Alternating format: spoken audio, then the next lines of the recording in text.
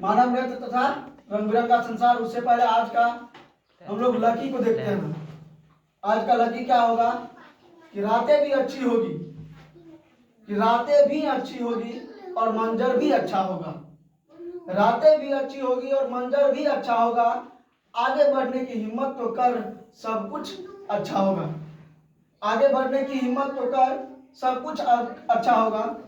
तो नाव चलते हैं हम लोग आगे। इससे पहले हम लोगों ने मानव नेत्र तथा रंग बिरंगा संसार में जो मानव नेत्र का जो फिगर था और उनके जो जितने भी पार्ट्स थे वो आप लोगों को आज की क्लास में ड्रॉप कर दिया गया है।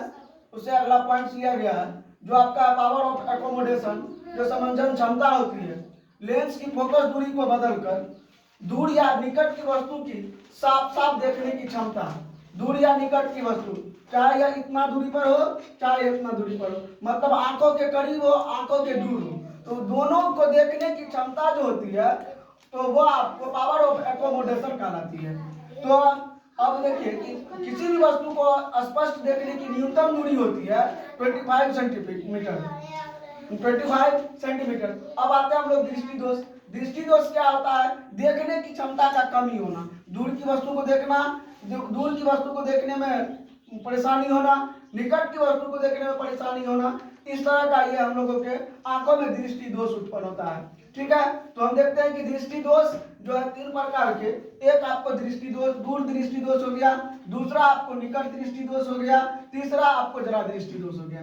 थोड़ा सा ध्यान दीजिएगा कि दूर दृष्टि दोष और निकट दृष्टि दोष के बीच की जो रेंज जो होती है, बीच की जो दूरी होती है, इन दोनों को हम लोग सम्मिलित रूप से दृष्टि परास कहते हैं। ठीक है, तो देखिए दूर दृष्टि दोष में क्या होता है कि दूर दृष्टि दोष में निकट की वस्तु को साफ साफ दिखाई नहीं देता है।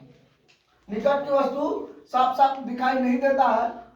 सॉरी, दूर की वस्तु, दूर दृष्टि दोष में जो है निकट की वस्तु को साफ साफ दिखाई देना, वहां थोड़ा सा मिस हो गया है। मतलब निकट की वस्तु को साफ साफ दिखाई देना और दूर की वस्तु को, और निकट में जो है दूर की वस्तु को साफ साफ दिखाई देना। ठीक है, जिनमें ये दोनों कमी हो, ना तो दूर का और ना तो नजदीक का, तो उसे हम लोग कहते हैं जरा दृष्टि दोष।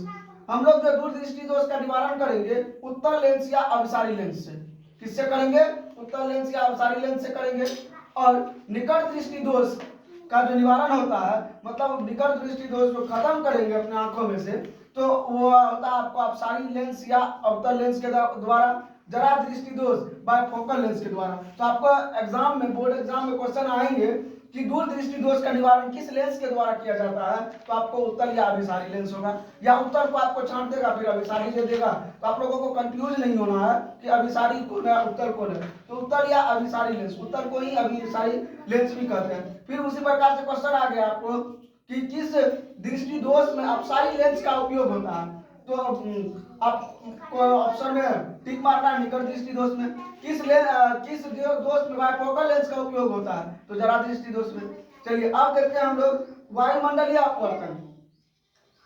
वायुमंडलीय अपवर्तन क्या होता है? वायुमंडल जो हम लोग जैसे वायुमंडल में देखते हैं तो हमारे वायु के द्वारा घिरे आवरण को हम लोग वायुमंडल कहते हैं, और उसमें होने वाले जो अपवर्तन होते हैं उनको हम लोग वायुमंडलीय अपवर्तन कहते हैं। इनमें 2 कंडीशन होता है। पहला तो तारों का टिमटिमाना। जब हम आकाश को देखते हैं तो आकाश हमको ऐसा लगता है कि धुंधला होता है, और तारे क्या होती है, थोड़ा सा चमकती दिखाई देती है।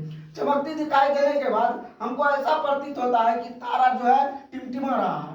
तो वो तारा जो टिमटिमा रहा है तो उसके पीछे रीजन है किसका? वायुमंडलीय अपवर्तन का। तो आपको क्वेश्चन में आ जाएगा कि वायुमंडलीय अपवर्तन निम्न में से कौन है, तो तारों का टिमटिमाना। दूसरा क्वेश्चन, तारों का टिमटिमाना किस अपवर्तन के अंतर्गत आता है, तो वायुमंडल के अपवर्तन, वायुमंडलीय अपवर्तन के अंतर्गत। उसके बाद सूर्योदय तथा सूर्यास्त का प्रतीत होना। जैसे डे होती है, जैसे डे होती है तो अब जो पृथ्वी का जो अपना अक्ष होता है, ये ऑर्बिट जो होता है उनका, वो अपने अक्ष से जैसे सीधा मतलब अगर यदि ये ऐसे चलना प्रारंभ कर देती है, प्रारंभ करने के बाद यहाँ आ जाती है, मिड पॉइंट्स पर आ जाती है, तो वहाँ जो है यहाँ तब टाइम भी चेंज होता है और डे भी चेंज हो जाता है। ठीक है, तो इसी कारण क्या होता है कि सूर्योदय और सूर्यास्त का प्रतीत होता है। तो ये दोनों कंडीशन जो आपको वायुमंडलीय अपवर्तन के कारण ही होता है। तो याद रखिएगा, आप लोगों की तारों का टिमटिमाना वायुमंडल का अपवर्तनीय है, वायुमंडलीय अपवर्तनीय है। सूर्योदय तथा सूर्यास्त का प्रति, सूर्योदय का मतलब होता है सूर्य का उगना, सूर्यास्त का मतलब होता है सूर्य का डूबना। सूर्य का डूबना किस प्रकार का अपवर्तन होगा? तो वायुमंडलीय अपवर्तन, ठीक। और तारों का टिमटिमाना किस प्रकार का अपवर्तन है?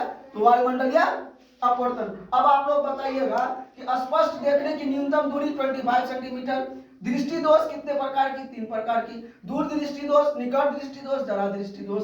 तो उत्तल लेंस के द्वारा किस दोष का निवारण किया जाता है? तो दूर दृष्टि दोष का। अपसारी लेंस के द्वारा किस दोष का निवारण किया जाता है? तो निकट दृष्टि दोष का। बायफोकल लेंस के द्वारा किस दोष का निवारण किया जाता है? तो जरा दृष्टि दोष का। दूर तथा निकट दृष्टि दोष के जो बीच की जो डिस्टेंस होती है उनको हम लोग क्या कहते हैं? तो दृष्टि परास कहते हैं। तो अब हम लोगों का नेक्स्ट टॉपिक होगा, वो होगा आपका प्रकाश का वर्ण विक्षेपण। प्रकाश का वर्ण विक्षेपण, जिसको हम लोग कहते हैं डिस्पर्शन ऑफ लाइट। जय हिंद, जय भारत।